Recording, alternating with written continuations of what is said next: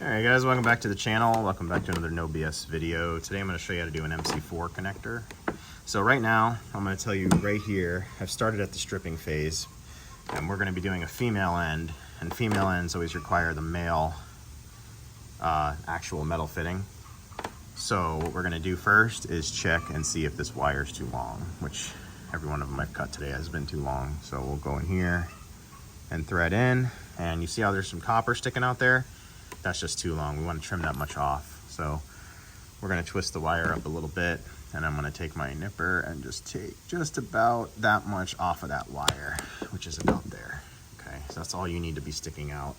And today I'm going to be using a hydraulic clamp tool that I'll link down below in the description. Non-sponsor video. Just find it's much easier to do these higher quality MC4 connectors that don't have the split end on the back. They're more of a full, right here, it's a full shroud like this. You want to use the hydraulic on it. So those are going to go there. So before we do that, let's put our little screw-on cap on. And I use the Vaseline on this because these MC4 connectors are super tight.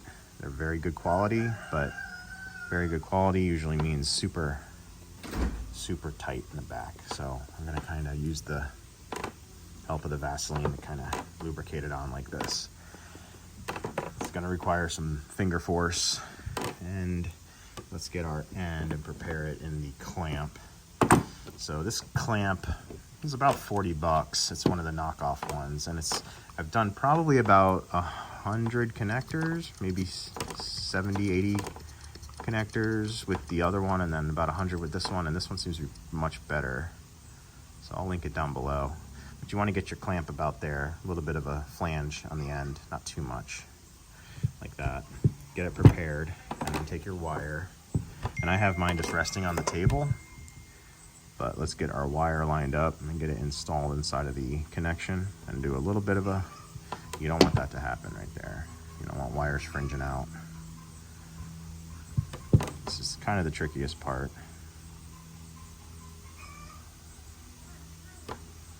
Ones want to still fringe. Totally normal. Get them straighter.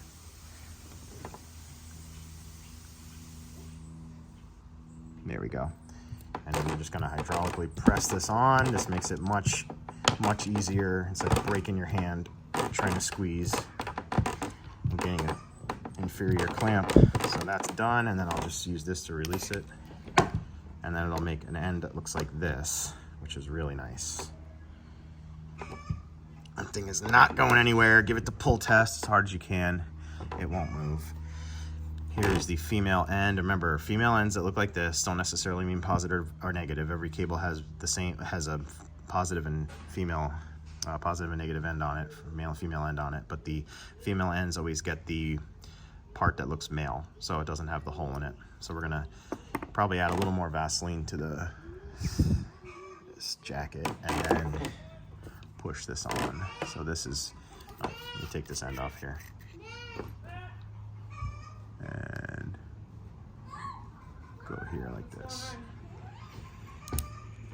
Push on, and then you're gonna see it come through right there. That looks pretty good. And then thread this back on, just like that.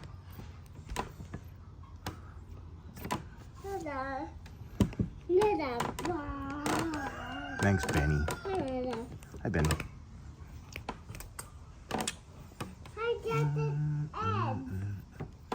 Good job, Ben.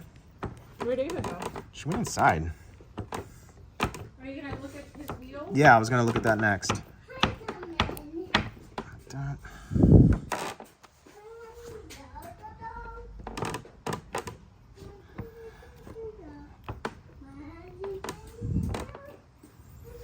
Then what I do is take a little wrench, a little adjustable, just to snug it and grab this side here. There we go. Try to look through the camera.